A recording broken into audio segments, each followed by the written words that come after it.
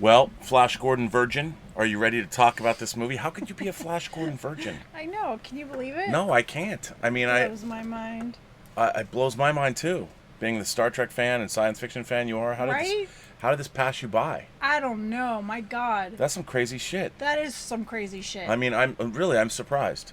Yeah, for this one, I'm super surprised. Super surprised. I mean, we're gonna have to really get into this. I mean, Yeah. wow. I don't know. When did it come out? 1980. 1980. Yeah, I was pretty young at 80. Yeah, but you can still catch up with it later. That's what home video is for.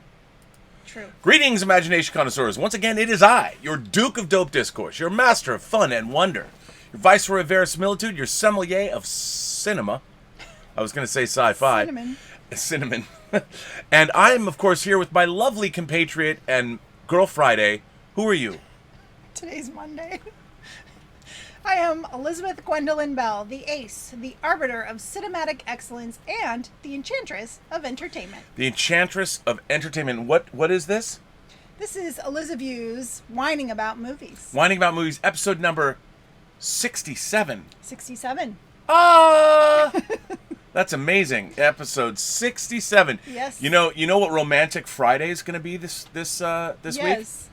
Episode 69. Lamau. Oh, I should have picked something a little more, Something about yodeling in the valley. Yeah. Something about like being a cunning linguist. Maybe we could watch Casino Well, Royale. I mean, she does make it with a fish man. It's true. She does make it with, and that's something. Yeah. I mean, if you're gonna, well, never mind. I was gonna make a fish joke. Yeah, no, let's not It never go works there. out. It doesn't work out. No, not a good idea. Well, anyway, ladies and gentlemen, today is a great special show. As we all know, this week, as a matter of fact, tomorrow, if you are a physical media collector, Arrow, my beloved Arrow, is releasing their 2-disc 4K. It's the first 4K Arrow has put out. 2-disc special edition of Flash Gordon, the beautiful remaster. But if you had foresight, like myself, Studio Canal released a 5-disc, gorgeous. Look at that, foil embossed. I mean, this is one thick set, a 5-disc set, chock-a-block full of posters and booklets and all kinds of special features, and a brand new 4K transfer of Flash Gordon with 2 sound mixes, a 2-channel stereo mix, and a beautiful 5.1 mix. Some people have talked about how, I guess one of the YouTube channels said something that was wrong with the sound. I didn't notice anything. They might have been. It defaults to the 2-channel stereo mix, so maybe they heard the 2-channel mix and were wondering why dialogue was coming out of not just the center speaker. But the sound mix is quite good, quite aggressive, a lot of fun when the Queen music kicks in. Yep. Mike Hodges' 1980 came out the same year as Empire Strikes Back, but it came out at Christmas time. Based on Alex Raymond's comic book character Flash Gordon.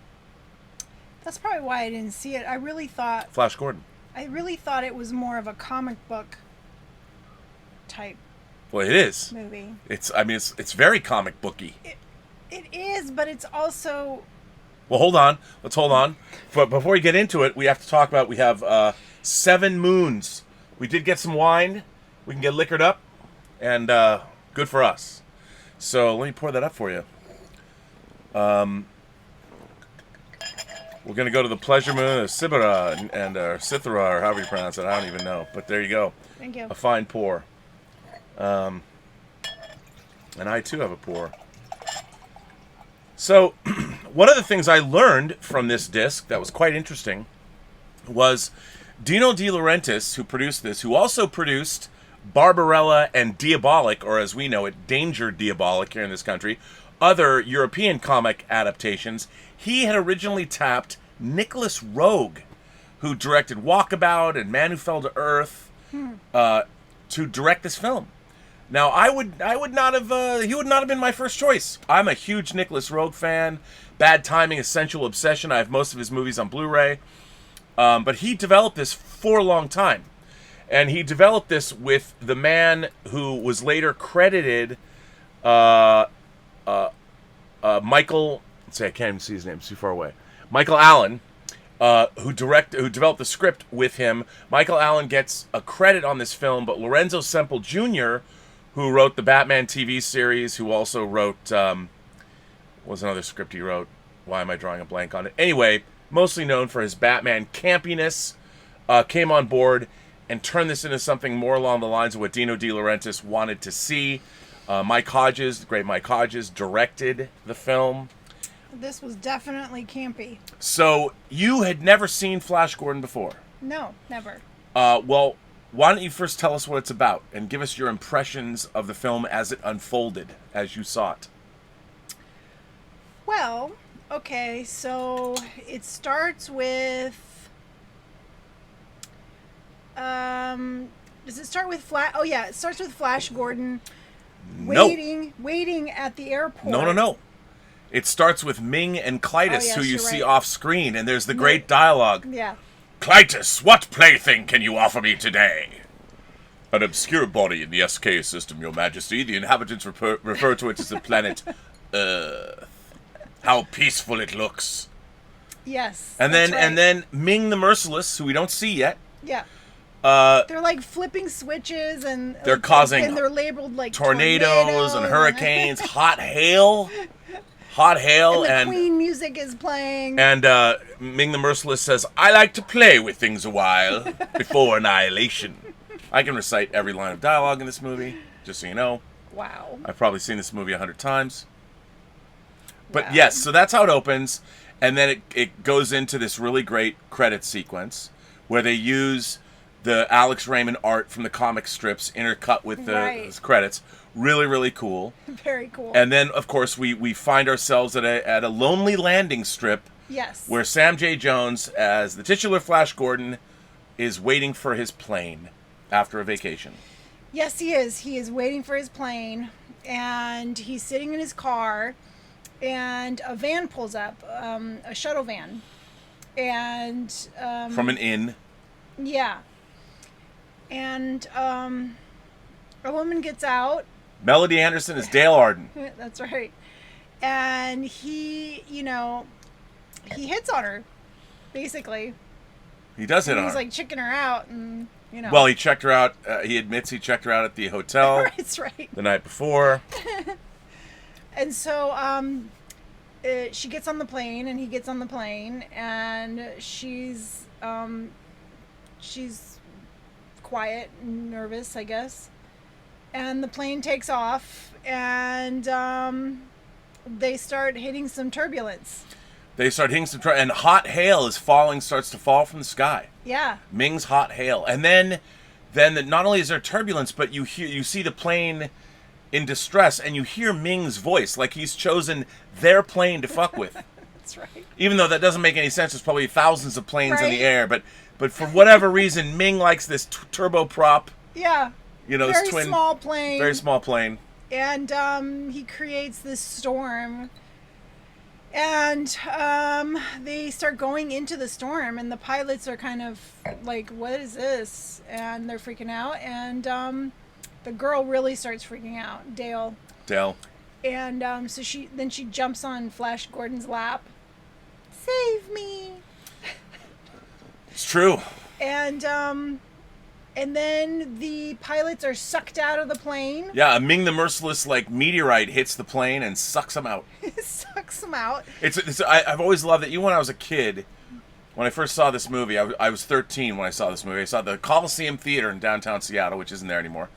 And I loved when whatever the meteor is that hits the plane, you see Ming's face in it, and it's like his hands like this. I wasn't sure what that was. Yeah, I saw his face, and I thought he just did some magical trick and just yanked the pilots out.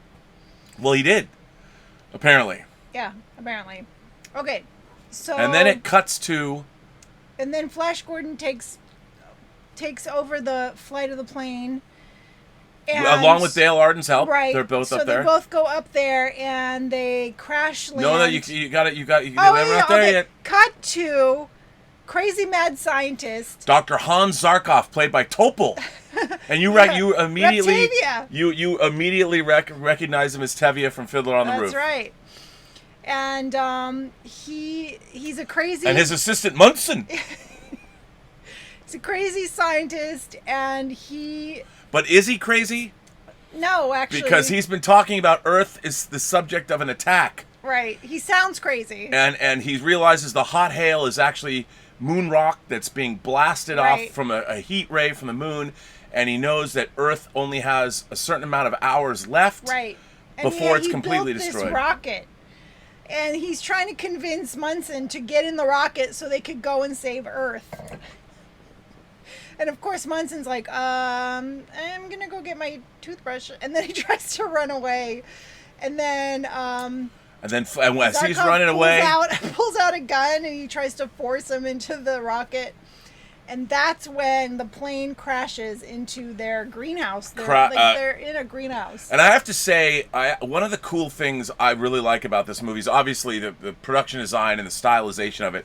But when they cut to the miniature of Zarkov's lab, and the camera's above the lab, and you see it. It's a great miniature. I mean, it's a really beautiful miniature, the miniature landscape and the color, and I loved that too. Yeah, but like half the plants were dead inside of it. Right. Right. Funny. It's like, why is he building a rocket in a greenhouse? Well, where else? You use what you can. He was fired from NASA. The discredited Hans Zarkov. And of course the plane crashes into the greenhouse, into the glass. Yes. And Munson comes running back the other way to try and outrun the plane and doesn't make it. Right. Poor Munson. People just die in this film. There's a lot of death. Yeah. So I was just hoping that he that he avoided the nose of the plane. I don't think so. No. And then Flash Gordon and Dale Arden get out. And again, look, I have a friend that doesn't like this movie at all. And they have no imagination. He thinks it's terrible, and I said no. This movie is exactly what it's supposed to be. I mean, with Lorenzo Semple writing it, and one of my favorite lines early on in the movie is when Dale Arden and Flash get out of the plane and they're discombobulated, and Hans Zarkov goes, I expect you'll like to use my phone. But this line reading that I love, well, it's right in there. And he points inside the rocket ship, and it's just... And they're both like, oh, okay. I mean, and you laughed. It was so funny. Love that. It's right in there. It's that theatrical... and he's smiling, and it's just... You can't... Immediately when this is going on, when you're... They couldn't tell that was a rocket. Well, why would you think it's a rocket? You're in a greenhouse. You've just crashed in a plane. It looks like You've survived an ordeal. Look, and some guy's telling you the phone's in there. I thought that was so funny. It's hilarious. I loved that part. But you know what? The funny thing about this movie is it's campy and funny, but it skirts a line. There are times when it goes over the line, and this is one of those lines where it's still because that Hans Zarkov wants to get everybody in the rocket. And they go in the rocket, and then Hans follows them in there with the gun. They won't go in, and then he pulls the gun on the two of them, and he makes them get in the rocket. I thought they got in, and they're like, "Where's the phone?" They get in, and then he gets in and pulls the gun and says, "I only need one of you." Right. And then he wants Flash to leave. Yeah, he decides on the girl. I don't remember why. He had a reason. And then Flash, starts to leave. And I'm like, what the hell? And then he even says, okay, I'll be going now. Yeah. I'll be going now. But then he, attacks him and knocks him down. And as he knocks him down, he turns on the rocket. Yeah, he throws his head into the And again, it's a really great miniature effect shot as the rocket ignites. It's so great. And it takes off and it smashes through the glass. And the thing is, you can tell it's a miniature. Yeah. But I really that's what I love about it. But I really love it's a great miniature and the way it moves and everything. All the miniatures in this film are really awesome. Yeah, the design work in this film is just the coolest, and the colors. The colors. I mean, this is a very colorful, very. And the rocket has been programmed to go to wherever the attack is coming from. Right. And there's a very funny... I mean, you hear this great music with drums and synthesizer, and it's almost like a love scene. They're all like they're passed out because Right, the G-forces, right. and Melanie Griffith is like opening her shirt, and her and Sam J. Jones are getting closer, and they're like on top of each other, Yeah. and they're playing this really kind of tribal, almost like Goa trance It's not Melanie music. Griffith. Not Melanie Griffith, Melanie Anderson. Did I say Melanie Griffith? Melanie Anderson. And it's like this. It's great music, and then you see them going through like this great like vortex that they use paint and cloud tanks to make. Right. And then you hear Mongo, the planet Mongo. You hear them. Strange object has entered the Imperial vortex. You know, and you see these guys with their imaging systems on, and Clytus, Peter Wingard, who I love as Clytus. He was in this great movie called Burn Witch Burn. He's awesome, and he's like, "We'll land the ship, you know, we'll bring it here," and I loved his mask or whatever it was. Was that part of his face? well, yeah, I mean, I guess. I don't know. He's a great actor, and his voice. Peter Wingard is Clytus. His voice is the casting in this movie is the best. It's just. It's the best. And so what happens then? Yeah, so they what happens? The rocket crashes down on Mongo.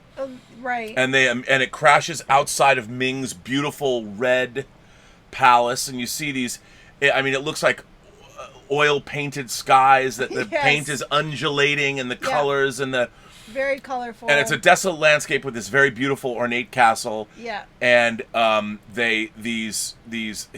his soldiers, like alien soldiers, come out, and they bring Zarkov. They bring them into the castle. Into the castle, and there's a big ceremony happening. There's like all the princes. As they're entering, though, there's this like floating orb thing that's like watching them, and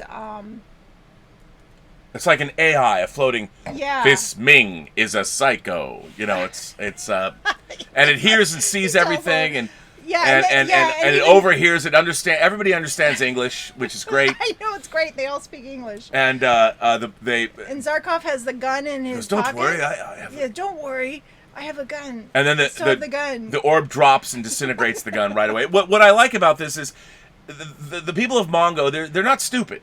No. You know, they're not. They know what's up. It's not like you can pull the wool over the Mongos. People from Mongo. They might be goofy, but they're. It might be goofy, but. Oh my goodness, this film, so goofy. So then, they bring Dr. Zarkov, Flash, and Dale Arden into the Great Hall, Ming's Great Hall, and there are many different races from Mongo. Yes. And with all the princes. There's the Arborians, which are Prince Barin, played by Timothy Dalton. Yes. There are the Hawkmen. Yes. Mm-hmm. And they're Prince Thon and what is the name of the why am I drawing a blank on his kingdom? Yeah, we don't see their kingdom. Well, you don't see their kingdom, but that's because of he ends up being killed. Yeah, and everybody has to give tribute to, and then there's like the little dwarf race. You know, with the dwarves are there, and Brian Blessed, who plays Voltan, talks about how in the special features he talks about how I love dwarves. He does. He goes on, and Deep Roy plays Fellini, Princess Aura, right? Her pet Fellini. She has he's played by Deep Roy. She has a pet that she drags around. Fellini. That's great. Dino De Laurentiis paying a tribute to his great friend there, and so Prince Thun, what is the name of his kingdom? Ardentia. We, the people of Ardentia, we have suffered since you blasted our kingdom. Right.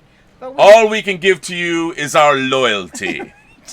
And then Clytus says, Prince Thun, we prize nothing more highly. And then Ming says, you know, show us this loyalty. Right. Throw yourself onto your sword. Right. And he's like, what? Show us your loyalty. Throw yourself onto your sword. And then poor Prince Thun gets up and he walks up, what I do for all the peoples of Mongo. And he pulls out his sword, death to Ming! And he turns around, he's going to kill Ming, and he gets blasted by the AI orb. Yeah, he gets zapped. And he gets zapped. And then Yeah, Ming and comes then- over and and then- takes the sword out of his hand Right. and does him in. He does. Flat out executes him. He does. And Barin, the Arborians, Barin's people, and the Hawkmen, the Hawkmen stole this ice crystal, the Phrygian ice crystal that they were going to give to Ming. So, the Hawkmen hate the Arborians, and the Arborians hate the Hawkmen. Right. A lot of rivalry there. Yes. But clearly they're second, the next tier beneath Ming. And maybe if somebody could get together and organize these troops, organize these different races, they could overthrow Ming. Yeah, someone like maybe Flash. Maybe like Flash, but then we get to see a great action sequence where Yes. where there are a group of people that have these strangely football-like looking. Yeah, they're like these green eggs or something. I don't know. And when Flash Gordon introduces himself to Ming, Right. He says under his breath to Zarkov, "That guy's a psycho." well, but he says, they ask him who he is. He goes, Flash Gordon, Oh, right. quarterback, New York Jets. So funny. It's the best. Some of the dialogue in this is just like, what? Yeah, but you loved it. I did. You loved it. And then of course, Oh man. Flash is getting beaten up. He's getting by the troops.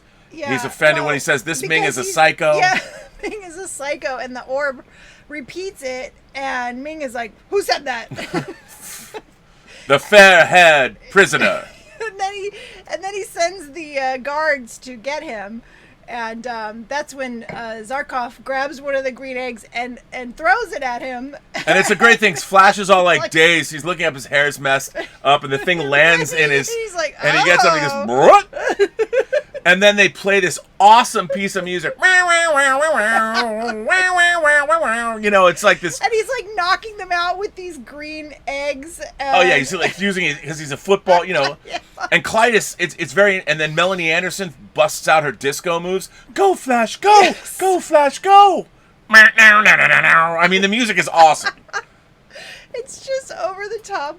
It's hilarious. And even the troops they have come out look like evil demon football players with their shoulder pads and They do. They look like red monster football players. And even Clytus apparently knows football because he goes.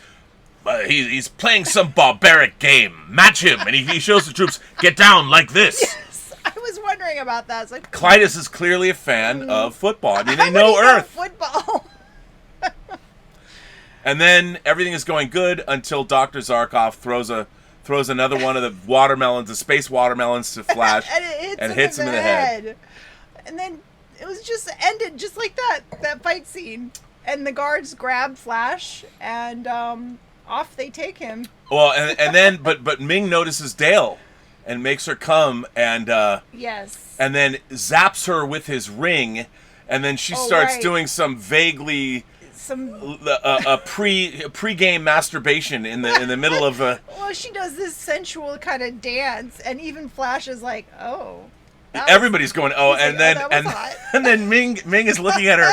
He's all turned on, and he's talking to Clytus under his breath. He's like, "Have you ever seen such response?" And Clytus is like, "No, truly, she even rivals your daughter." Like, and it's like these guys are lechy, rapey dudes. Ming is a rapey dude, and so is Clytus.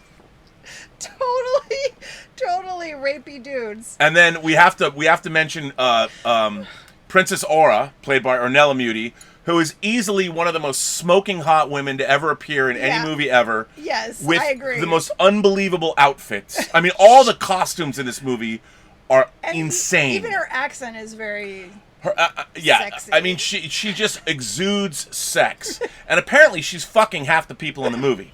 She's fucking the Doctor. She's fucking Barin. She's fucking Clytus, or Clytus wants to fuck her. And she notices Flash, and she's like, "Oh." Yeah, I mean, she's like, roof, And she tells her father that. Don't kill him, father. I want him. I want him. And then he's like, no, Aura, your appetites are too dangerous. Really, Aura. I mean, it's just. I mean, you cannot not be having fun watching this movie. Like, I know if you expect to see something serious and all that, but there's so much going on in this movie, and the thing is, it's especially this new transfer. I mean, I've never seen the movie look as good. The grain pattern is there. The colors are amazing. Yeah. I mean, they did a phenomenal job. And, of course, you know, the photochemical process, this movie was made 40 years ago, so it's not as crisp. But this new disc, everybody, if you like, even the Blu-ray version looks incredible. So this new transfer is amazing. So they're going to execute Flash. Yeah. They're going to execute him. And you also... And he also says that he's going to marry... he's going to marry Dale Arden. We will, you know, have her for our pleasure. That's right. And then when he says pleasure, everyone goes, "Hail Ming, you rapey dude." Rapey dude. He's like the Harvey Weinstein of galactic dictators. Yes. Ming the Merciless. So then Flash is going to be executed. And then Barin is and Princess Aura, like they want to hook up. Like Barin's in love with her, and there's this great moment, and she's trying to convince him of something, and he just goes, "Lying bitch." I mean, Yes, and I was like, wow. he doesn't believe a word she says, but she's so hot that, you know, it's okay, because when you're that hot, you can get away with anything. Right. Yeah.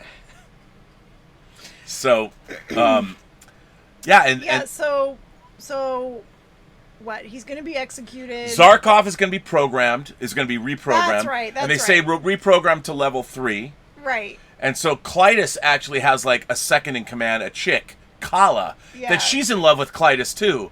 But he's like, she's like the Ice Queen, Nazi, you know, Diane Thorne, Ilsa, Queen of the SS or whatever. And so he's not interested in her. He's only interested in the princess, but she loves him. You can tell, like she's enamored of him. I didn't get that, but okay. Oh, there's a little bit of that.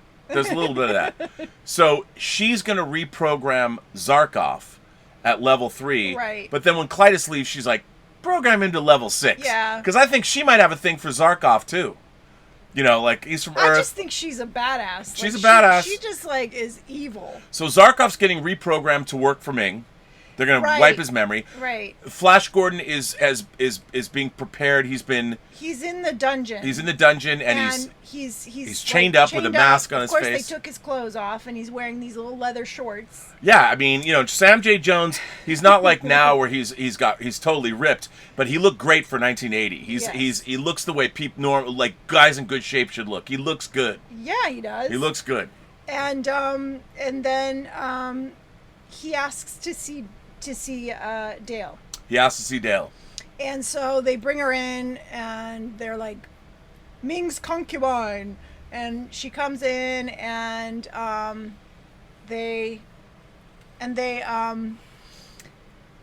what? They have a moment. Yeah, they have a moment, and everybody thinks he's going to die and everything, and, you know.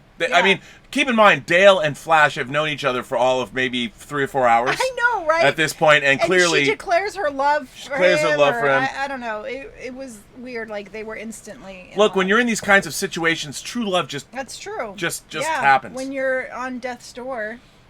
On death's door. And now, let me ask you this. You know, they have lizard men with their faces inside their mouths. You love the lizard men.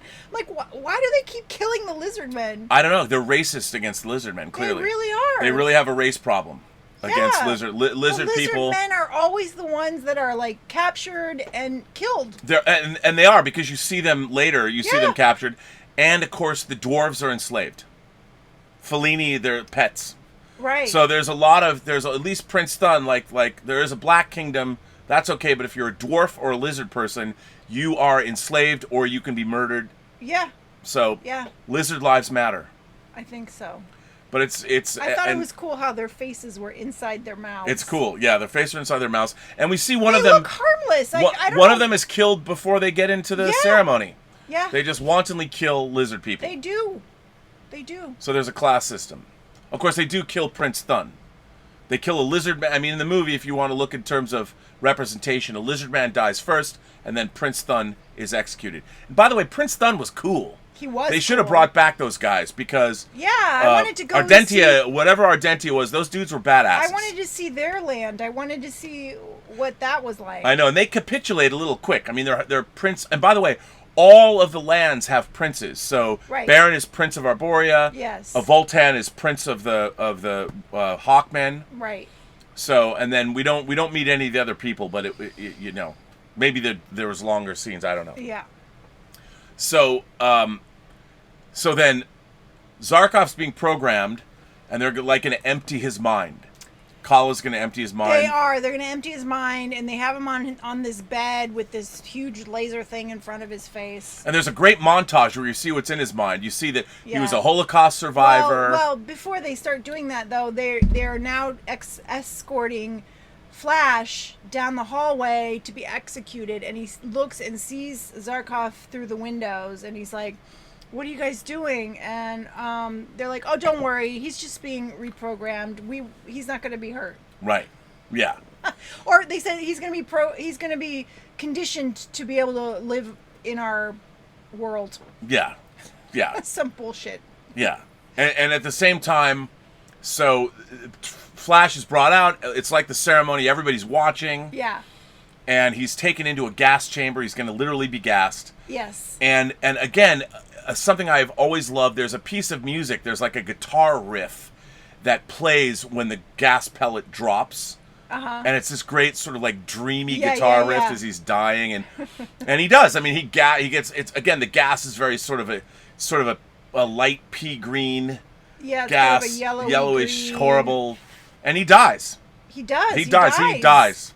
And I couldn't believe it. I was like, wait, what? I thought, oh, he's human. Maybe he'll not succumb to these fumes. Maybe it doesn't affect humans the way it does. But there's a great moment where Ming says to Aura, he's like, "So I hear you took the Imperial Surgeon to your pleasure moon last weekend," and she's like, "Clytus is always making up lies about me. He wants me for himself." Yeah. Sure. And so Flash dies. And then he's taken away, and he's got this sarcophagus, and it says, "Here lies Flash Gordon." And Flash Gordon, he's got his own logo now. You know, they've come up with a font, the Flash Gordon font. And it's on the edge of his sarcophagus, which is awesome. It's so funny. And there's these little guys that are, like, polishing it, and they're, like... And they have these little doors that they go in and out. I mean, weird stuff like that. I love that weird Well, it's stuff. details. It's like the Ugnaughts in The Empire Strikes Back. There's just they just keep adding. It's a very nuanced, very detailed society. I love it. Mongo, I'm kind of down with Mongo. Like, if I had to move to a place, I wouldn't mind being a prince of a land in Mongo. Well, he offered one. Ardentia. He offered a land to Flash. Well, to Earth. Right. And so, well, that's later. Yeah, that's later. So of course they bring, then Princess Aura with the Doctor, with the Imperial Doctor, comes in, and they shoot up him and they revive him. They bring him back from the dead. She does. She revives him. And then the Doctor's like, "We're gonna meet at the Pleasure Moon next week, right?" And then he kisses her. "I'm a fool for you, Aura." Right. I mean, whoever she needs to bone to get what she needs, what she wants, she does, and it's great, and that just makes her better. Yeah. I mean, yeah, she's like an evil... And every time we see her, she's in a hotter outfit. She just gets hotter and hotter and hotter as the. And by the way, the people change clothes in this movie from scene to scene. I mean, Ming's got these amazing outfits, and sometimes they're red, sometimes they're more pink, sometimes he's got flowing capes. I love that. They're not always in the same thing. No, they change. And same with Dale. They keep changing her clothing. It's amazing. All the costumes. And there's another great scene where Dale is being prepared for her. Like, to be married. Well, that happens later too. But when her attendants come and they have this green liquid, and they're like, "Will this make me forget?" And this girl's like, "No, but it'll make you not remember. It'll make you not mind remembering." Right. Because Rapey Ming. Rapey Ming is probably as good in bed as Harvey Weinstein was. So. Oh God. If you're good in bed, you don't get. You might as well be liquored up. You might, yeah, tear it. So.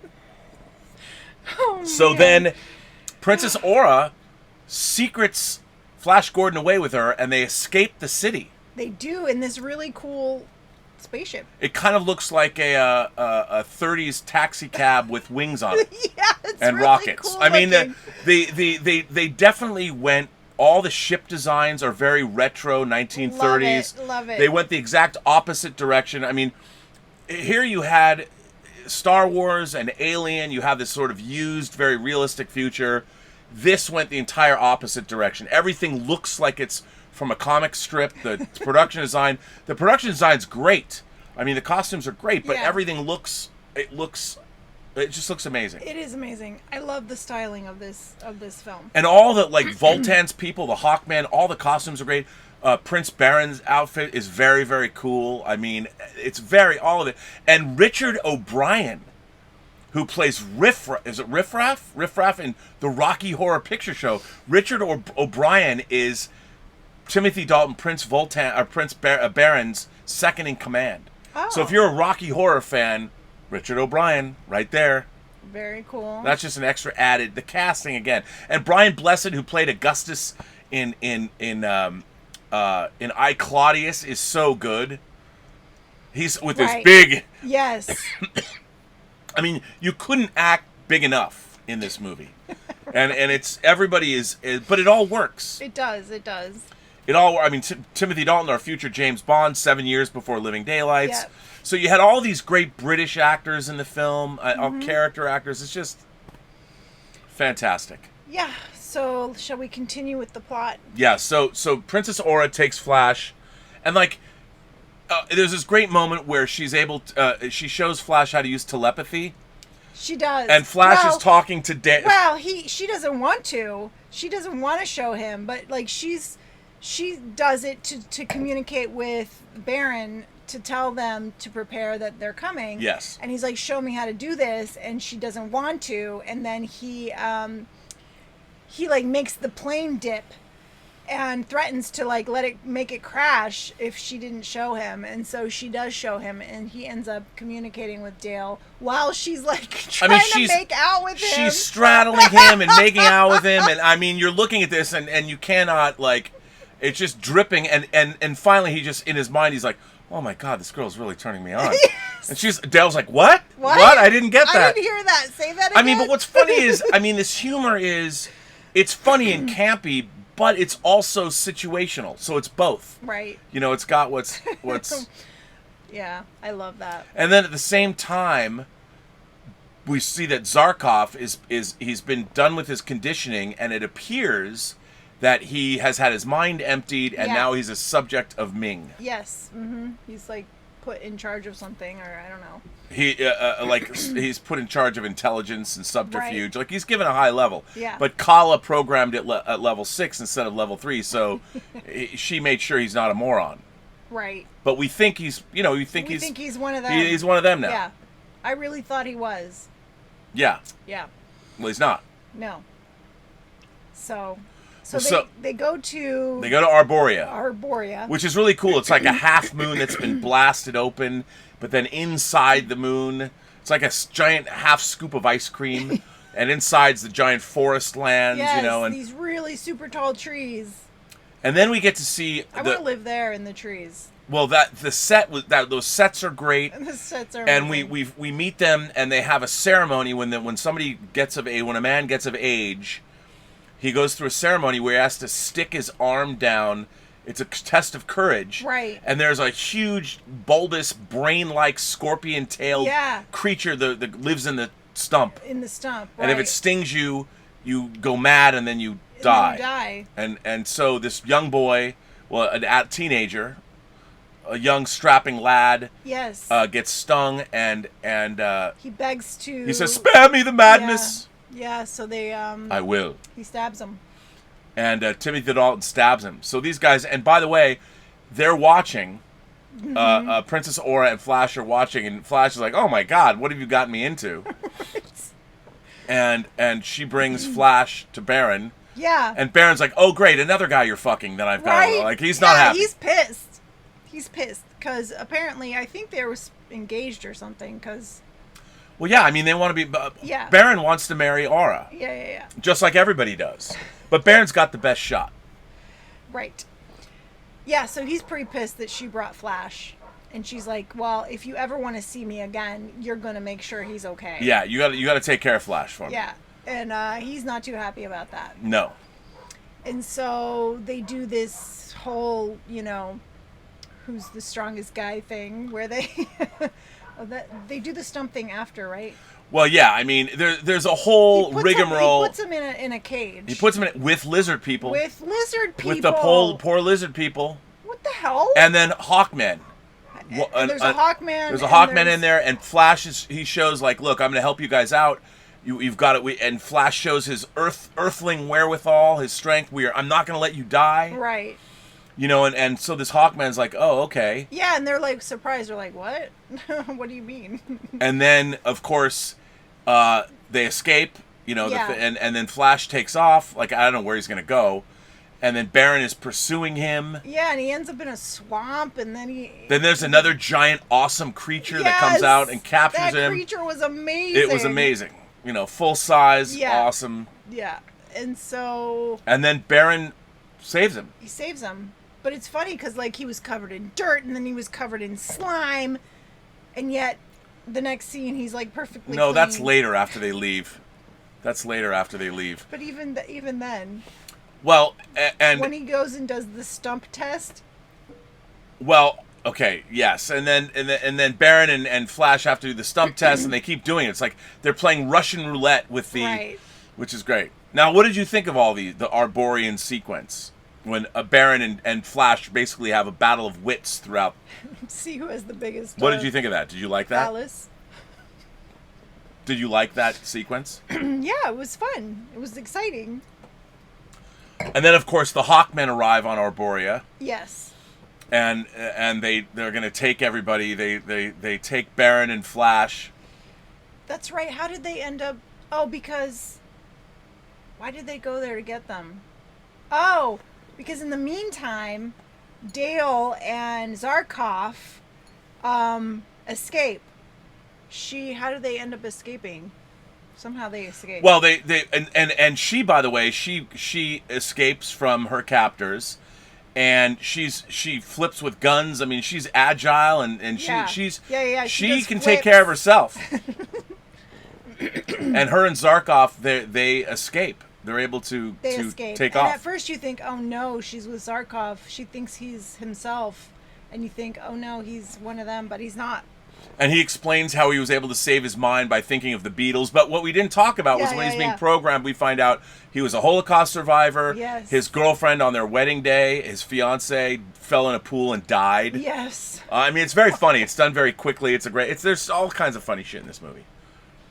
So then all these characters come together, all the machinations.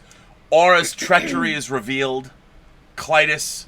They put the idea there are these things we never see what they are, but they're called boar worms. Yeah. Like, I guess they're torturing her, and she's like, and then he says, "Bring the boar worms," and she's like, "My father will never allow this." And then you see Ming, and he's like, "Bring the boar worms." I mean, Ming's like, no. Ming's like, you know what? I'm tired of my daughter. You know, bring the boar. And of course, Clytus just sees it as an S&M opportunity to get close to her and. So Colin and Clytus are going to torture Aura, and then this would take us forever. What time is it now? We're already at 7:44. Wow. So what ends up happening is you've got Barin, the people all Barin and Flash are brought back there, but to the Hawkmen's beautiful floating palace, and they're going to fight to the death. Right. So the Hawkmen watch. We missed the scene where. Or was this after? I don't know. It's all mixed up in my brain. But where Aura fights with Dale. I thought that was hilarious. Well, that was later. I mean, that was later. On their way. Okay. They all because they fight after. That's right, because the boar worms are put on her. Yeah, and there's some great like, you damn Mongo person. And they get this great cat fight, and then she's like, I believe you, Aura. I just don't trust you. I mean, it's great. And by the way, those two women together, they hold their own. Yeah, I mean, you like Dale Ard, Melody Anderson. She's cool. It was just hilarious the way they just start fighting. Yeah, and so they end up. Everybody, Barin and Flash have to fight in front of the Hawkmen to the death. They do. They're going to fight to the death, and they have this great fight scene on this tilting. Thing with spikes coming out, and Baron's having a good. Voltan's having a good time with the remote control. They have a big battle, and Flash will not let Barin die. No. Flash keeps Timothy Dalton alive, and everybody is impressed. Yes. People are like, we've never seen a quality of mercy in someone like this before. So the Hawkmen are impressed. Barin is impressed. Everybody's impressed. Yeah. And Voltan, Zarkov and Dale Arden get there too. Yes. With Aura. But Flash tries to convince them to work as a team. Yeah, let's all team up and fight him. Yeah. Because he's on a team. He believes in team. He's on the New York Jets. He's the quarterback of the New York Jets. That's He knows that you need a team. You need a team. And then, of course, when everybody's like, all of our players are all together, doesn't matter. Ming shows up with his war rocket, and he's going to destroy the Hawkmen's citadel, their beautiful crystalline flying palace. He takes Barin and Zarkov a prisoner. Right, because the bird people are scared. Like, they don't want to fight. They don't want to fight, and they start fleeing. Yeah. And the only person left is Flash, and then Ming comes. It's great. There's a great scene where Flash is left in the palace. The Hawkmen are fleeing. Barin is imprisoned. Zarkov is imprisoned. Dale Arden is being taken to go marry Ming. And all that's left is Flash, and Ming comes to visit him. And Ming's like, look, man, you're a hero. Right. You could be the best prince of Mongo ever. What? Look, the moon is about to crash into your Earth. The time is almost up, and the people, your Earthlings, are a little bit more malleable than they were before. But you could come in and you could have your own kingdom. Like, why don't you join me? Right. I like you. Like, Ming likes Flash Gordon. He does. And why don't you come join me? And Flash basically tells him to stuff it. Yeah. What'd you think about that? Do you think that Flash made the right decision? Of course. Because I don't know, man. I mean, I kind of... You'd be tempted. I would be tempted. To be the Prince of Earth. If I could be the Prince of... Yeah, why not? I mean, and all the humans on Earth would be your slaves. They would not be my slaves. They would be my... That's what Ming said. They would be his slaves. Well, yeah, they're big on slavery, but I wouldn't enslave anybody. Yeah, I mean, what I would do is if I could save the Earth by being the Prince of Earth, then I would still work on building a coalition and a rebellion. Didn't it imply that the Earthlings would become like just dumb? Well, the Earthlings, because the moon, the Earth is already being ravaged. The whole time during this movie, the Earth is being ravaged as the moon is about to crash into the Earth. And they're down to like the last couple hours. They are. They're down to the last couple hours. So Flash says no. Because he's a good guy. Ming flies back to his war rocket. And they start blasting this beautiful flying Hawkmen headquarters. They do. And then Flash makes his way. He finds now here's something I never quite understood. Now let me ask you about this. So underneath in the bowels of the Hawkmen, there's a rocket cycle. Why would a group of men that have wings that can fly, why would they need a rocket cycle? Like, why is there a one-man rocket cycle? Presumably there are a bunch of them, but we can find... That's what I was wondering. Why is there a one-man rocket cycle in there? That is exactly what I thought. This is where the verisimilitude... I was with this movie. Where did he get that? And then why do they need that? Why do the Hawkmen have a rocket cycle? Exactly. And by the way, they don't just have one. Later, somebody says he's on a Hawkman rocket cycle. Like, they know the configuration. They're able to tell tactically that, oh yeah, that's a Hawkman rocket cycle. I noticed that too, and I was like, that doesn't make any sense. That's the verisimilitude of this movie. I was up until there. I was fine with it. Yeah, up until there. Peak verisimilitude. Because, the movie created its own world, and it sticks to that world. I mean, I don't even understand where is Mongo a planet? These other moons. Yeah, I don't it's all very, very nebulous. Yeah. Yeah. But it's damn awesome, so it doesn't matter. Well, maybe Hawkmen aren't born with wings, and when they're young, they need the rocket cycle to get around. Could be. Even though they look pretty adult. That makes sense to me. That until your wings fully develop, you use the rocket cycle. You use the rocket. You know what? You know what? You just solved a 40-year-old mystery for me. There you go. Until your wings fully develop, you use rocket cycles. There you go. See, babe? That's why we do this show. I just learned something new. I completely buy that. Great. So then, of course, Ming is getting married to Dale. Zarkov and Barin are imprisoned in the dungeon. A great line. It cuts to them in the dungeon, and Barin says to Zarkov, "Tell me more about this man Houdini." You know, the great escape artist. I love that. So great. And Aura is there. Everybody's there. Yeah. And Flash, he's flying on a rocket cycle, flying blind on a rocket cycle. He contacts Voltan, who is at Arboria. So Baron's people and Voltan's people are there. Yeah. And off screen, they come up with this plan. They do. And the plan is that Flash Gordon is going to fly on this rocket cycle to Ming's palace, and they're going to draw out presumably a war rocket. Yeah. And there's going to be a big battle, and the Hawkmen are going to take over the war. Finally, the Hawkmen are going to do something. They're going to do something.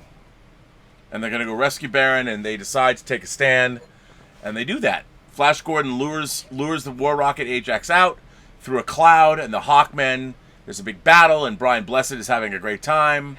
Well, for teaching an old bird some new tricks or whatever, and, you know, and he's all excited. And they take over the war rocket, and they're going to fly the war rocket through the lightning field, crash into the middle of the wedding. Yeah.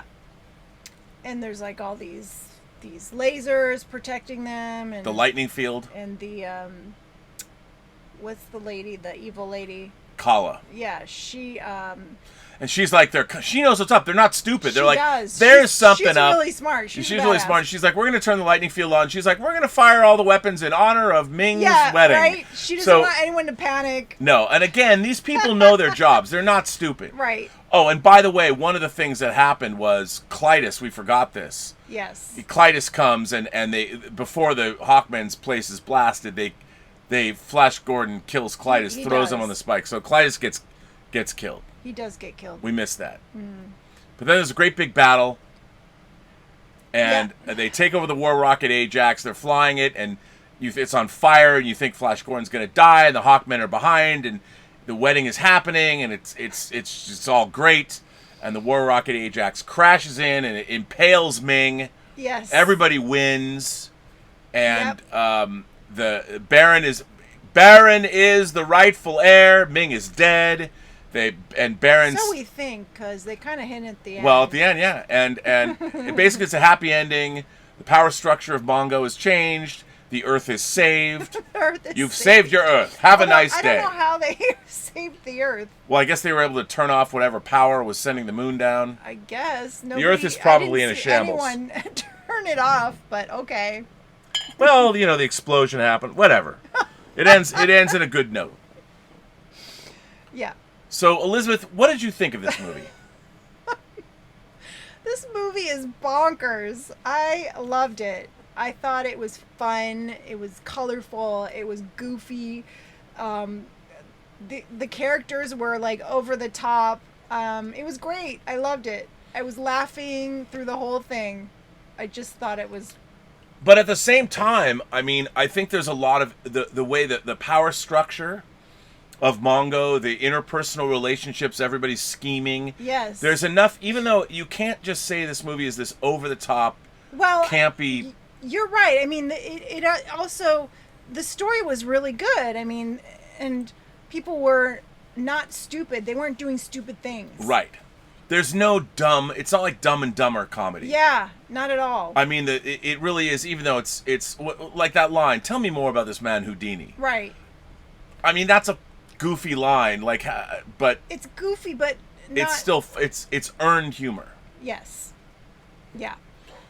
And even the evil guys, like they're pretty intelligent about their evil doings. Right.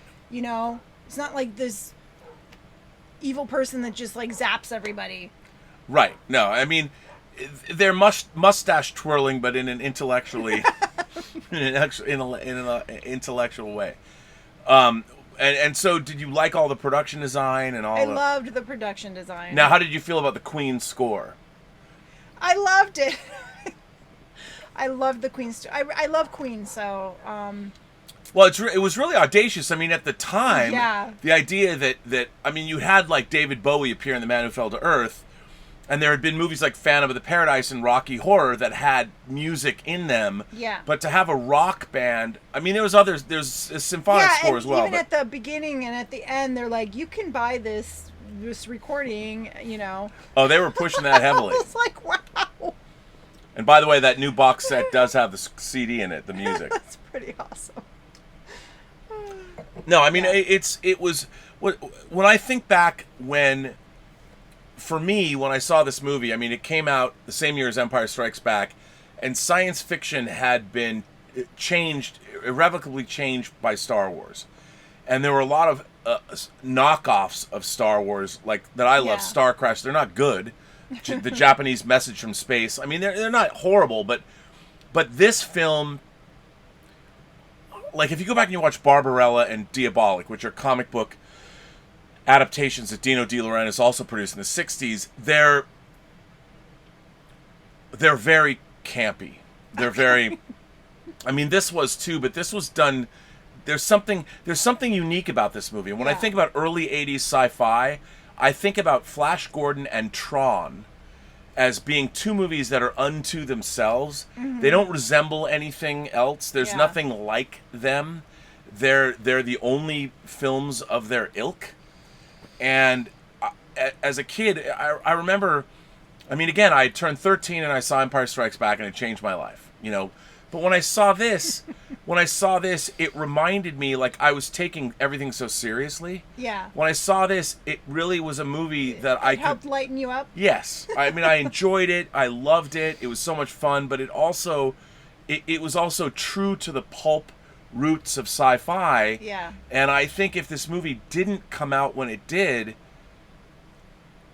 I wonder if we would have had even a movie like Back to the Future. Interesting. You know, I do think that this movie, because we could have gone in this direction that was only Star Wars and only Alien. Yes. And this movie said, no, you can do other things. You don't just have to go down this one road. Mm-hmm. And after that, I mean, we got like the 3D movies like Space Hunter, which is not good, or Metal Storm, The Destruction of Jared Sin. But that pulp, this was a big budget, universal, giant sci-fi epic that was also wacky fun. So this was a big budget film. It was a big budget. It wasn't like $100 million movie, but it wasn't cheap. I mean, look at all the costumes and the sets and. Oh yeah, no, it's lavish. Yeah. It's lavish, but you know, when I hear people today talk about, oh, this movie's so terrible, and I'm like, this movie was exactly the movie that Dino De Laurentiis set out to make. Oh wow, I can't imagine people thinking this is terrible. I mean, use your imagination. Well, you have to have all about imagination. I think you have to have the right sensibility. I guess so.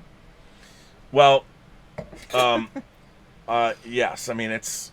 Anyway, we have a letter. Awesome. We have a letter. Let me read this letter. This letter is from our boy Throg, Patrick the Amazing Panhandling Throg. True, almostly not, Lloyd Dobler story. Referring to last night's movie, Say Anything. I was a sophomore in high school when I met Lloyd Dobler. He was at this party, and he saw me hugging a wall all alone, and came over to introduce himself. He took me around and introduced me to the seniors and juniors who had no clue I existed before. We hung out at Belle Square often when Corey and DC were up to no good. But my best memory was being invited to Valaire's annual senior bash. I was one of two underclassmen ever to be invited to this graduation bash. Dude dresses up like the Lakeside Rooster, and all the seniors just let it out, the emotion of graduation, and forget for a moment about what happens next. Lloyd was the most bulletproof guy I ever had the pleasure of knowing. I was shocked, like the others, when he showed up with Diane Court. He mentioned her in passing, but I shouldn't be surprised. That was Lloyd. Unconventional. I didn't see him much after he connected with her. I heard he went to England with her. They ended up in Dublin. Heard he started a mixed martial arts school there that he sold for a lot of money. When they left Dublin, I heard they took some of that money and resided in a nice place in the Highlands of Scotland. I don't know if this is true or romantic speculation, but it's nice to think someone got the kind of happy life they deserve. I'll update you if I hear anything more. Sincerely, Patrick Throg. Well, that is a lovely... I love that letter. I love that Yeah. sentiment. Yes. I've never heard somebody say anything fan fiction before. Yeah. And I think that's pretty good. Very cool. Let's see. So let's see. We've got people here writing in. Timbula the Spider Monkey sends in a tip and says, "This movie is the closest my girlfriend and I have come to a fight over a movie. Uh-oh. Usually we just let each other have their films they like. For some reason, she hates this so much that she feels the need to insult it. I might have to watch the 4K again and again." Now, how do you feel about that? Girlfriend not loving this movie? Yeah, that's okay. I'm having a hard time with that. Now, why do you think that is, though? Why do you think, now, is this a girl-boy thing? But you love this movie. I love this movie. So why do you think someone's girlfriend would hate this movie so much? Maybe she thinks it's too over the top and too goofy. A sensibility issue? Yeah, I mean there are things that are so goofy I can't stand watching them. Right. And maybe that's what she feels about this film. That could be. Yeah. I can see that. Yeah. There are definitely goofy films that I just can't. Do you have an example of one? I'm trying to think. There's a certain kind of humor that I just don't like, and I don't want to watch. I don't, yeah. Fair enough. Anonymous sends in a tip and says, "Rob, this is way off topic, but I sometimes look at you as Tyrion Lannister, since you sometimes drink and you know things." Well, I do also have a Tyrion Lannister figure. Ooh, can I bring him down? Yeah, you can bring him down. Ooh.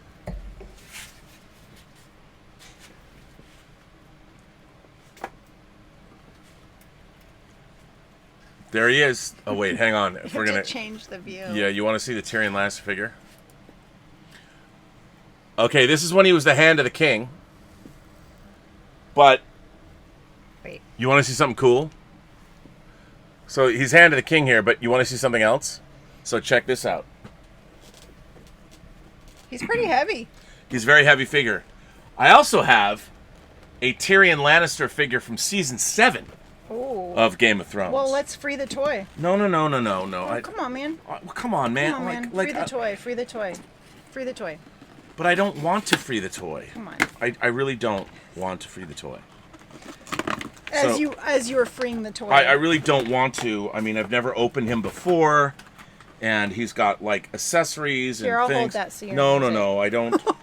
I can't believe you're making me Don't free. touch the toys. What does Tyrion Lannister have to do with anything? I don't know. Somebody asked, so. I know. Well, he said it was off topic, but look. So look at this. I'm freeing Tyrion Lannister. He comes with, of course, he's now. Let's compare them. Well, you have to compare them. You have to compare them on screen. Well, hold the box. Okay, I got it. There you go. Oh, interesting. So wait, what season is? This is season 7 Tyrion Lannister when he's working for yeah.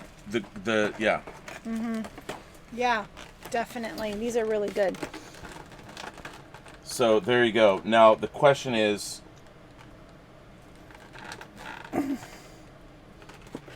These are cool. They're both very heavy. they're both very heavy. Yes, but now you've created a thing. This is actually, I've never even opened this figure before. Thing is, he doesn't have the hand of Daenerys on there. But anyway, he does come with, both of these figures come with drink cups. Well, he has it here. I know, but that's part of his thing. So okay, well, there you made me open a toy. There I did it. So we'll put it back later, after the show's over. Okay. we'll just let them. So wait, I didn't even finish this question.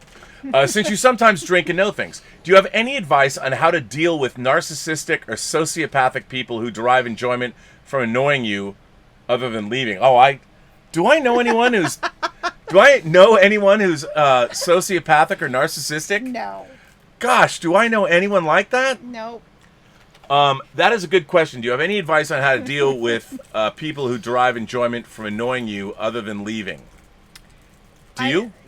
I ignore them. It drives them nuts. Well, other than leaving. I mean, here's the thing. Here's what I've learned, and you've learned this too. Oh, yes, I have. Narcissistic and sociopathic people are ultimately too toxic to maintain relationships with. Yeah. Wouldn't you say? Yeah, you can't even reason with them. Everything is about getting validation from others, and yeah, I mean they're not going to ever change. No. And I would say that, look, as much as I love people and I love all kinds of people and their quirks, narcissistic and sociopathic people, that is a toxic combination that one day will come and bite you in the ass. Yeah. And at the end of the day, I would say that it's not even about tough love, because the tough love is only you ending up taking it. Mm-hmm. There's no upside to it at all. And there is no, I would say, no amount of unless they go get therapy, cut it off. With therapy, I don't think you can. There's no hope for them. I'm sorry to say that, but yeah. And a true narcissist, I mean, there are people who have narcissistic tendencies, and so there is hope for those people. Yeah. But if you're a true narcissist, I don't think. Yeah, I mean, and here's the thing: narcissists don't understand that you will leave them. They can't fathom that. If you're in their lives, they think you're always going to be in their lives, and you have to leave. You have to cut it off and just be like, go. Yeah. It's got to end. And they're going to try to make it not that way. But that's, maybe we should. And that's hard to do. Maybe we should start a therapy show. I don't know. Yeah. A therapy show. Yes. So I don't know if that. I would say your best bet is to. It's kind of like the end of war games. When I think the best thing is not to play, as we learned from the end of war games. Global thermonuclear war, nobody wins. Mutually assured destruction. You cannot win against a sociopathic narcissist. No, you can't. All they will do is try and hurt you, and they destroy you. They will destroy you. There's no loyalty there. There's nothing there. It's irredeemable. Yeah. It's not good. Not good. Timbula the Spider Monkey said, hello, Tim. As a kid, I couldn't watch the Wood Beast scene. It freaked me out more than anything else in any movie. I can understand that, because as fun as Flash Gordon is, when you get to that scene, it's very uncompromising. The first time you see the Wood Beast, it kills basically a young man. Mm-hmm. And it's very uncompromising, and it's very scary. And I can see that. I could see that totally. Bunyan Snipe says, Munson was the top men guy from Raiders of the Lost Ark. Yes, he was. There's a lot of those actors that were great British actors that appeared in a lot of movies. Munson absolutely was. Yes, he was. There you go. Dr. Hibbert is here. Elysabeth and Rob, I call upon the great god Dizan. And for his greater glory, and for the pleasure of the PSG, the new code words for sex shall be hot, hail, and hitting turbulence. We hit some turbulence last night, and then I showered her with my hot hail. All right. I like that. That's so funny. Kaz Graphics sent in a super chat and says, I saw this movie in the cinema with my mom. For some reason, Shazam reminded me of this when I saw something about the colors and the goofiness of both movies. They kind of reminded me of watching Flash. Yeah, I could see Shazam. I mean, I think Shazam was a movie that was kind of at war with itself. It wanted to have it both ways. It wanted to be serious and goofy at the same time. So, but I could see that. The design of the Shazam suit and the Marvel family suits, which I loved, by the way. I love the designs of those suits in the film. Yeah. Were very much Flash Gordon-like. So I could totally see that. Julius Goodwin is here. How are you, sir? My overarching memory of this movie is watching it as a child with my mother. Wow. Apparently everyone watched Flash Gordon with their mom. Kaz Graphics. Darn. And Julius. And after it's all done, she stares at the blank screen, turns to look at me, shook her head, and said only 2 words. Uh-oh. White people. Wow. Oh, wow. You know what, though? I gotta say, Julius, I think your mom's onto something there. I think your mom is onto something there. Because, I mean, let's face it, they kill Prince Thon. They kill the one black prince at the beginning of the movie. Yeah, and then we never see them again. And then we never see them again. The Ardentians, we don't see them again. But you know what? This movie is extraordinarily... I never thought about it, so you're just saying it right now. This movie is extraordinarily white. Yeah. This movie is so white. It is so... I mean, it is so... This movie... And it's Republican white people. It's not even anybody who's progressive or leftist or centrist. I mean, this is... Wow, you know what? Julius, you have made me now see this movie in a whole new light. You're right. Your mom was right. Your mom has insight. Cheers to Julius's mother. Cheers to her. She was correct. I never thought about this. Man, this movie is so white. It's so white. You know, it'd be interesting to remake this movie now because you couldn't make this movie now unless it was hip-hop. I mean, this movie, as a matter of fact, you know, they announced today that they're remaking Planes, Trains, and Automobiles with Kevin Hart and you know no, I don't know. You know why Kevin Hart and not why am I drawing a blank? Hitch, you know, Independence Day. Hitch. Will Smith. Oh, Will. Yeah. Will Smith. I don't know, brain fart. Will Smith and Kevin Hart, they're remaking Planes, Trains, and Automobiles. I did see that trailer a long while ago. No. But you know what? Now, I mean, if you want to talk about flipping the switch, I wouldn't mind seeing a much blacker version of a remake of Flash Gordon, where we have a multi-ethnic crew, and instead of Queen, like maybe getting Wu-Tang Clan, you know, get Wu-Tang Clan to come back and do it, or getting, but it'd have to be one band. You couldn't have a lot of people. It'd have to be somebody to contribute, like Eric B. and Rakim have come. I mean, Rakim could write some. I would love that. A hip hop version of Flash Gordon. Could be. That could be good. Now that tell your mom she's giving me food for thought. I don't know if your mom's still with us. If she's not, I apologize for bringing her up. But if she is, call her up and tell her she's onto something. She's onto something. I think it's a good idea. White people. Anonymous says, good job interviewing Chaykin this weekend. Al Williamson, longtime Flash Gordon comics artist who also drew the comic book adaptation for Marvel, hated the film. At comic book signings, they would play the Queen soundtrack, and Al hated it. His adapted comic is epic. You know what? That's interesting.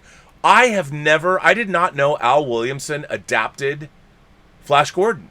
I'm a huge fan of his work. I got to go find that now. And Marvel put it out? I didn't know that. That was before I was buying comics. I don't have that.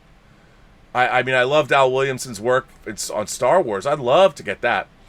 Philip Alvarez says, gotta wait till Thursday to get my copy. The disc is great. The disc is really great.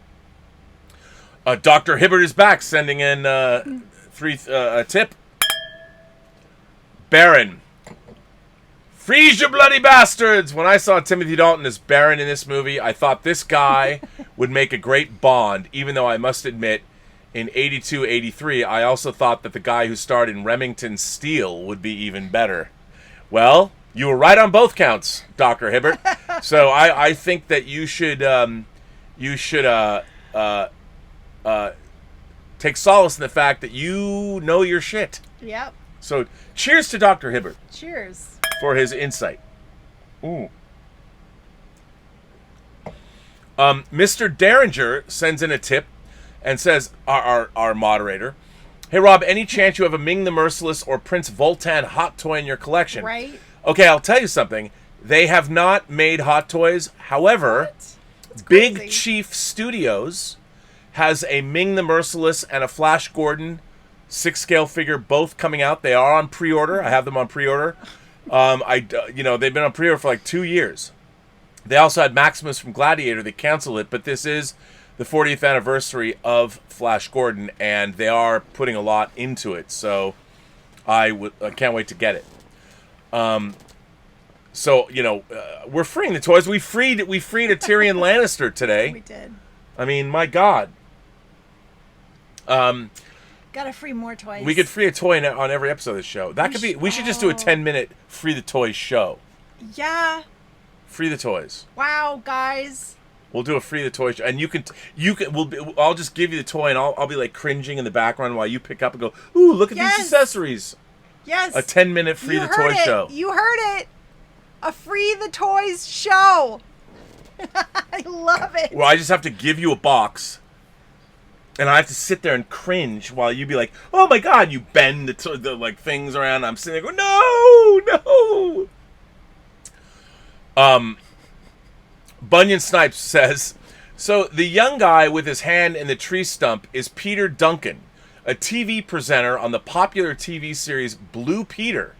They did a set visit on the show and showed them filming that scene. He later became chief scout before being usurped by Bear Grylls. Is that true? I guess it is. I did not know that. That is I didn't know that. It's amazing. Eli McInnes sends in a super chat. Thank you, Eli. I appreciate that. Prince Claudius, mon ami. If Princess Aura was a dude, or if this movie were made today starring Eva Green, it would be titled Princess Aura and Some Other People. She is clearly the most interesting character in the movie. You know what? That's what my loins say, too. No, I mean, she is a great character. She's complex. She comes around. She actually changes from her conniving ways. She does. And her name is Ornella Muti. Or Muti.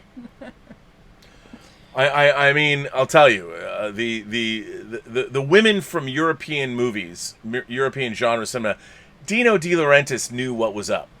You know, he cast Jane Fonda as Barbarella. If you have not seen Diabolic or Danger Diabolic, the woman who plays Eva, Diabolic's girlfriend, oh my God. Anonymous sends in a tip and says, "I must confess, as a 16-year-old, it was too campy for me." Of course, because you're 16, you know, you're too cool for school. You're looking for things that are more adult. I get it, man. I saw this when I was 13. I get it. But I do love it now. The Filmation Flash TV series is a much better version of the story. Well, I'll tell you something. What's really interesting, on this disc, they do include one of the Filmation Flash episodes. And I agree with you. I loved the Filmation Flash Gordon. It's really, really good. Really, really good. And you are correct about that. Hey, writer B.L. Alley says, "I had loins once."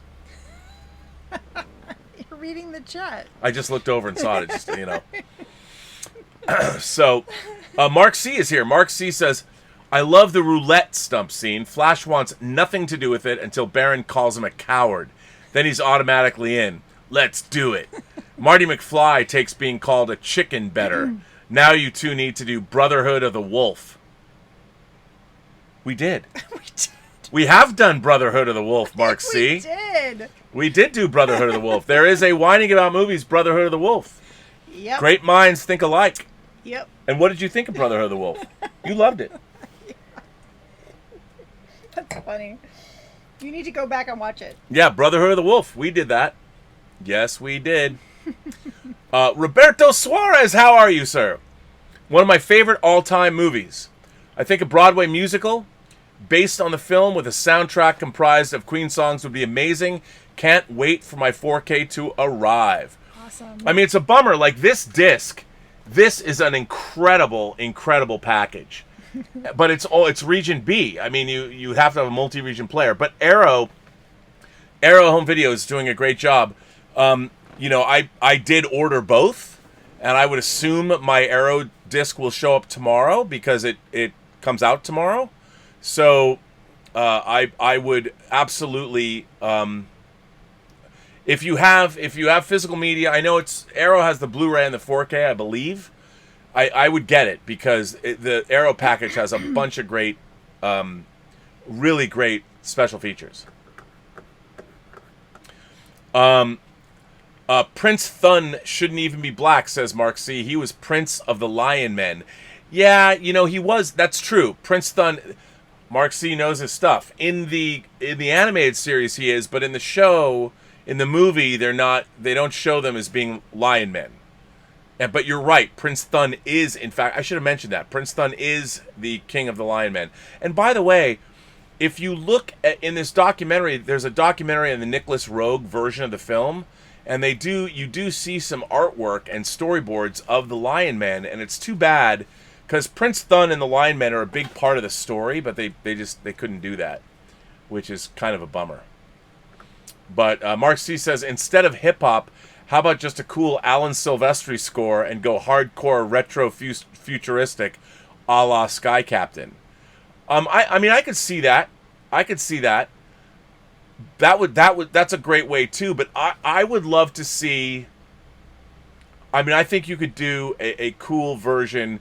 I mean, I'm thinking more of a Hamilton version of this movie. Maybe not do it just black or hip hop, but make it a world beat movie.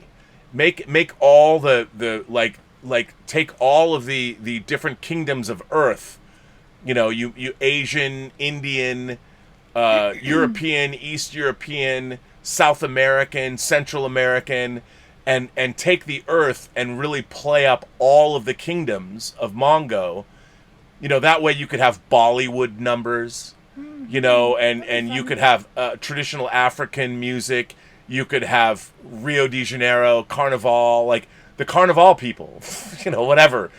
And use all the different cultures of Earth and do like the Cherry Blossom Festival in like on Hokkaido Island or something or whatever. It could be awesome. Which could be fun. It'd be kind of neat. It would be fun. I think it'd be neat. Fun to remake this. But I think your idea to look, I think doing a retro futuristic version of this movie and make it a 30s version like Alex Raymond's original strip could be also very, very cool. That would be a very cool thing to do. Someone following James sends in a tip and says, Rob, I haven't caught the Rona, but whenever someone sent in a letter earlier today regarding Roger being more in on the joke than Sean, your reaction caused a shortness of breath. I agree with that. I did so what someone following James is referring to is that Roger Moore was more in on the joke than Sean Connery, and I get it. I think if I understand, we're talking about the James Bond portrayals. Roger Moore was playing the joke much bigger and broader, but Connery was just as in on the joke as Roger Moore was. It's just they were tailoring the characters. They both made James Bond their own and played it more to their own personal sensibilities. I mean, Sean Connery's line delivery as Bond, all the way up to when he meets Plenty O'Toole in Diamonds Are Forever, named after your father, perhaps. It was pretty great. Oh, once again, more toys. Poor toys. Anyway. Claudius Duran, that's old... Claudius Duran says, Barbarella, what have you done with the Positronic Data Hot Toys? Duran, oh, it's on the shelf. Barbarella, can I free it? Duran, and risk the deminimalization of our viewing audience to the fourth dimension? No. Barbarella, come on, man. I mean, you are, let's face it, the ace here is, in fact, Barbarella, after all. I mean, if you doubted our ace on her birthday, come on, man. Look at what Mr. Hibbert said. Come on, there she is, ladies and gentlemen. I can't believe you have that queued up. I always have this queued up. This is the greatest thing in the world. There you are as Barbarella. Come on, man. Come on, man. I'm telling you. That's some good stuff. John Suntress is here. And if you haven't watched John Suntress's podcast or listened to his podcast, it is fantastic. and he does one of the great pop culture podcasts ever, the Word Balloon podcast. He also does it live on Facebook. He's killing it, and he was a fellow moderator at the Mainframe Comic-Con. John Sunter says, I always forget to sign my tips. Al's movie adaptation is in a softcover oversized collection, Al Williamson's Flash Gordon, A Lifelong Vision of the Heroic. It also has his 5 issues of Flash's short-lived King comics from the 60s and feature essays. Oh, I got to get that. I will get that. Roberto Suarez says, Boss Fight Studios is making 3 3/4-inch scale figures of Flash Gordon and the other King Features characters, including the movie versions. Oh, that would be great to watch. I would love to get that. I mean, that would be awesome. Stephen Foley sends in a super chat and says, suggestion for a future WINEning in the Bedroom. That is a pretty good movie. I haven't seen that. I like In the Bedroom. That's not a bad idea. Michael Preston sends in a super chat and says, did you catch the Flash Gordon TV show, Ming Was White? Oh, man, you can't have, well, Ming was white in this movie. He was even a Swede. So you can't get much whiter than that. He was Max von Sydow. So, listen, we are way over time on this episode. We are. I want to thank. We should end this episode. Yeah, let's end Tallulah is barking. She is barking. She's barking. It's kind of giving me anxiety. It's 8:27. She's probably out there barking at the rat.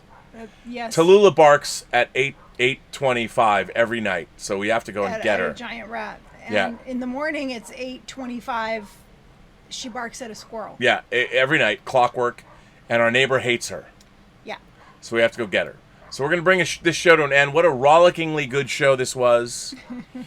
And I want to thank all of our moderators. Joshua Levesque is here. Rated the film. I know. Oh, you're right. We can't forget. So, okay, Elizabeth, on our bottoms up scale.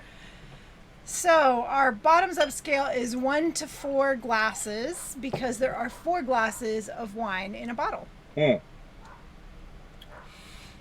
what would you give Flash Gordon on a 1 to 4 glass of wine scale? I will give it 3.75. 3.75. Wow, that's more than I'll give it, and I love this movie. I give this movie 3.5 glasses of wine. Lately, I've been scoring higher than you. I don't know. You've been scoring. What can I say? That's good. So first of all, I want to thank everybody for generously contributing to the channel and to the show. And I want to thank our moderators, the Richard, Joshua Levesque is here tonight. Mr. Derringer is here tonight. And thank you guys for all of that. I also want to thank Mike Bodden and Greg Smith and Haynock and everybody else who helps out the channel. And please find the Richard on the Post-Geek Singularity Facebook page and the WINEning About Movies Facebook page. And you can send us letters and videos, if you want, to the Burnettwork.net website. Sign up there. And if you've written us a letter, we put all the letters up on that website, and you can read them and comment on them. So thank you very much. Yes, thank you. Now, on Wednesday, if Dr. Hibbard is around, Wednesday's movie will hopefully be Do the Right Thing with a guest reviewer. Our first guest reviewer. Always Do the Right Thing. So Spike Lee's just transcending, seminal, amazing film, Do the Right Thing, that's become more topical than ever, even though it's 30 years old. We're going to do that, and I'm looking forward to it. Yep. And Friday is The Shape of Water. Friday is The Shape of Water. Yeah. All right, then. All right, so take us out. Everyone you meet has a story to tell that you have yet to hear, and all you have to do is listen. And with that, what do we say? Have a better night. Have a better night. Yep. Well, this is the end of Elysabeth's WINEning About Movies, episode number 67. Flash Gordon. And if you still buy physical media, the 4K comes out from Arrow tomorrow. And you can get it. And it is delicious. Thanks a lot.